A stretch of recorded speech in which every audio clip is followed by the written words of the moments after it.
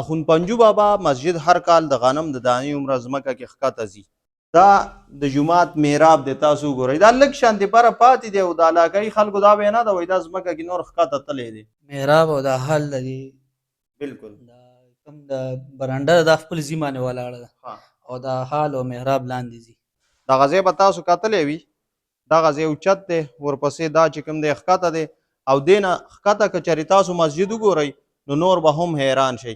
د علاقایي خلکو دا وینا ده چې دا هر کال د غنم د دانې عمره ځمکې ته ښکته ځي. د عام ځای نه دا مسجد ډېر ښکته دی، ورپسې که چېرې وګورو دا بل دغه چې کوم د میراب ځای دی دا نور هم د دې ځای نه ښکته دی. تاسو ته ښکاري دا وګورئ،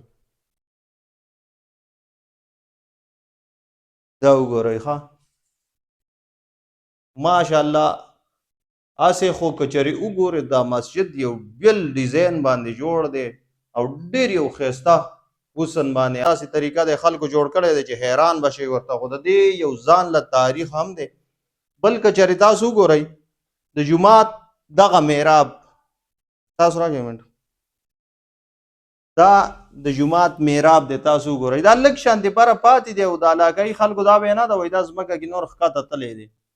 نو لږ شانتې معلومات د علاقې داسې څوک شته هم نه، یو دوه خبرې د ملګري سره کوو.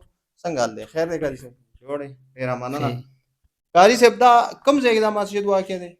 دا اکبرپوره شریف کې واقع دی. دا د اخون پنجو بابا په نوم سره منسوب دی او د دې 450 سال وشو.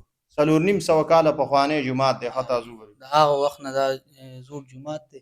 تاسو کتلی شئ د دې د محراب او دا حل لري. بالکل دا کوم د برنډه دا خپل ځي باندې ولاړه ده او دا حال او محراب لاندې ځي. بالکل بالکل دغه مین برانډه ده او بل که چېرې تاسو وګورئ دا میراب ډېر زیات ښکته تللی دی. ستاسو د وړوکوالي په وخت کې چې کوم دی دا اوچت و دا ځای؟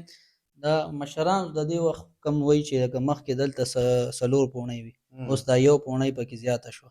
مخکې به دلته وایي 3 صفه راتله، اوس 2 راځي 1 نیم راځي.